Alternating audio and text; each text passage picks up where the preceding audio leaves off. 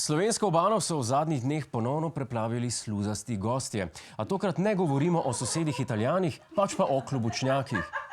Medtem ko tisti prvi povzročajo preglavice predvsem ljubiteljem miru na plažah, pa klobučnjaki v glavnem nagajajo ribičem. Torej, podobno kot Hrvati. Del pogled, v čem je težava? Klobučnjaki se zapletajo v ribiške mreže, naj gre za stoječe ali vlečne. V eno mrežo pa se jih lahko ulovi tudi do 1 tono, zaradi česar se lahko mreže močno poškodujejo, predvsem pa ribiči ne ulovijo rib. Ja, razumem, kako težko je, ko ribariš, pa nič ne uloviš. Odkar je korona, jaz sam tu pa tam vidim kakšno ribo. Kaj šele, da bi kakšna prijela za mojega črva, pa dajte na nekaj. Ampak ne vem, kaj se zdaj te ribiči pritožujejo. Oni imajo barko. Na to ribe padajo, ne? Hvala lepa, režija. Se opravičujem, govorimo o ribah, o dejanskih ribah, o ribicah. Za pojest. Bom naslednji posnetek boljš poslušal. Ribištvo je način življenja in izpad dohodkov bi še požrli, a zdravjem se ne bomo igrali, so jasni ribiči. Po vsakem odhodu na morje so bili tudi po 2-3 dni doma zaradi alergijskih reakcij. Režija, pa ste vi prepričani, da res govorimo o ribah? Ker jaz tudi po vsakem ulovu vsaj še 2 dni ležim doma. Mogoče ne zaradi alergije, pač pa zaradi muskelfibra.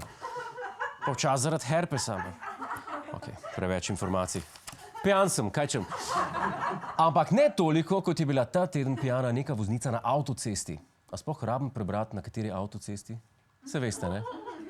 Tako je, na gorenjski avtocesti. Kaj ste mislili, da bom rekel štajerski, ne? To mi je pa toliko ogabno, te stereotipi. A ja, pa je bila res štajerska. Ja, štajerska avtocesta, ja. Se zgodi tudi najboljšim. Napaka, ne pijana vožnja. Slednja se očitno dogaja predvsem Štajercem. Dajmo pogledati torej, kaj se je dogajalo. Sinoči so celjskim policistom zvonili telefoni. Klicali so vozniki in opozarjali na nevarno vožnjo voznice osebnega avtomobila po avtocesti v smeri Celja. Da so policijo klicali kar drugi soudeleženci v prometu, je res pohvalno. Ne samo, ker so se izkazali kot zgledni državljani, pač pa tudi, ker so znali razbrati, da gre za nevarno pijano vožnjo in ne zgolj za navadno celjsko. In koliko je gospa napihala? Alkotest je vidno alkoholizirani 46-letnici pokazal 1,76 mg alkohola v litru izdihanega zraka ali drugače povedano, dobre 3,5 promile alkohola v krvi. 3,5 promilov, to so impresivne številke. Celo za soboto po noč v normalnih časih, ko ga ljudje žurajo. Kaj šele za ponedeljek popoldne, ko se ljudje vozijo iz službe. Ker je tolikšna količina alkohola nevarna, že če ne voziš, so policisti poklicali še reševalce, ki so jo odpeljali v bolnišnico. Čeprav je gospa je mislila, da jo vozijo na afterparty.